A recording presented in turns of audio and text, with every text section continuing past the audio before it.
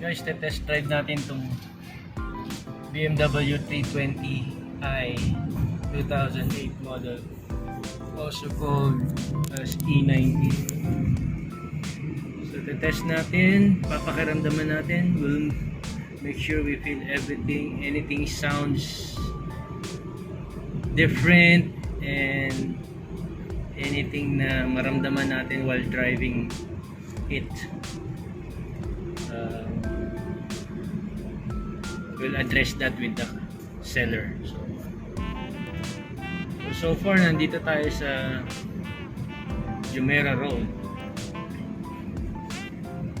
Testing the car. So far, smooth. Under 70 kilometers per hour. So later on, nasa highway tayo sa Streetside Road. Natetest natin siya at the faster speed. So far maganda kasi ang roads dito sa Dubai, so wala siyang mga unusual, uneven, wala masyado. So masarap mag-drive dito.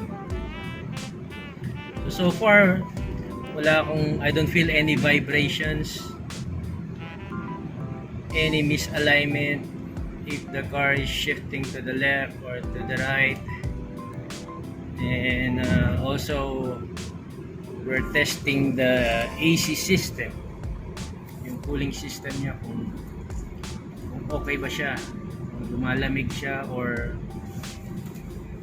is it cooling, or habang dinadrive mo ba nawawala yung lamig. And then we'll also test the blower, the fan, the radio, the sound system, the speakers, kung may dapat bang palitan, yung mga dials niya sa volumes, kung lahat nagpa-function, and then yung automatic door locks, window buttons, up and down. So lahat yun mga dapat nating i-test before natin bayaran itong kotse. So far nag-brake tayo, so it's very smooth yung pag-downshift ng gears. Okay siya. So now we're speeding up a little bit, and let's see kung paano siya mag-corner. So may mga speed bumps, so far okay, walang strange noise sa mga bush or shock absorber. Wala masyadong tunog na malakas. Then sa cornering okay siya, walang tumunog nung nag-steer tayo ng steering wheel.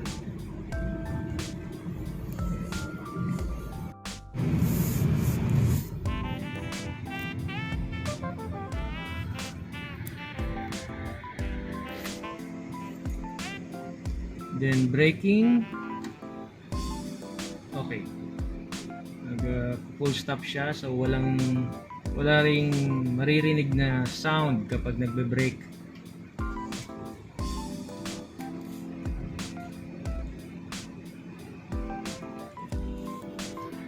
So test natin while we're on the stop, test natin yung sound system niya. Volume up, volume down, and then yung channels. Okay, gumagana.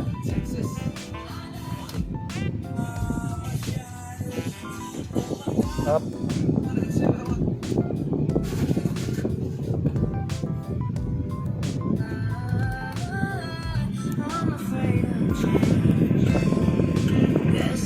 Then yung AC.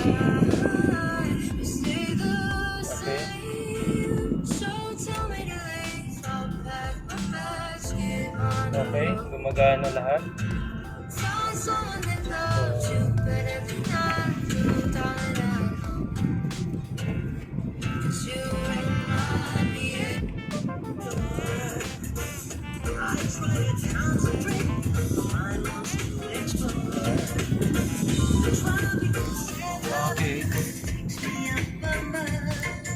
continue driving.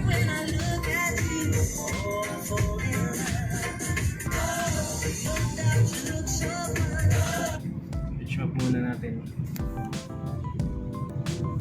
So up the slope, speed up a little bit, going to 60, and then we will go down, brake a little bit, and then steer. So speed up a little bit, put pressure on the axle and on the steering and on the tires. So far okay siya.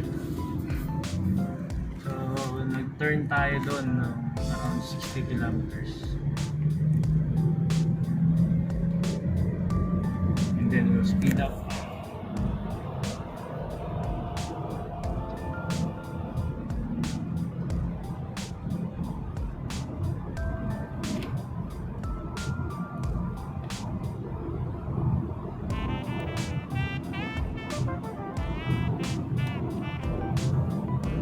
Speed up.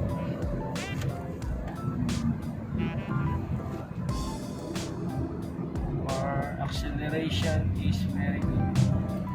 The power is still there, although this is a 2008 model car, over 280,000 kilometers.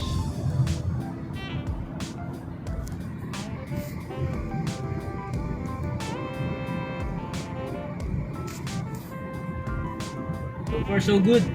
So I like the feeling of driving it. So wala akong kaba na nararamdaman, na may kakaibang nararamdaman. So I think I like this car. I wanna have this car. I will buy this car.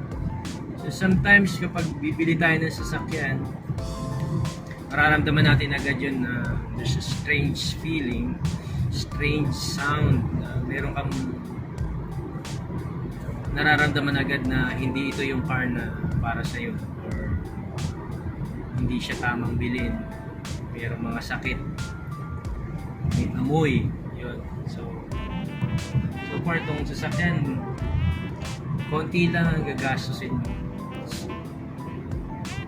Actually pwede nga hindi na eh,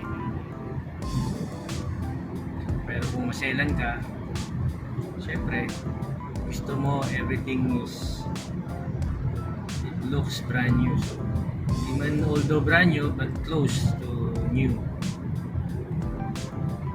So I'm going for more speed, and I'll update you para sa iba pang mga test na gagawin natin and check up, and then we will negotiate with the owner. Hopefully we agree both sa price, and let's see. Okay, thank you guys for watching, and stay tuned.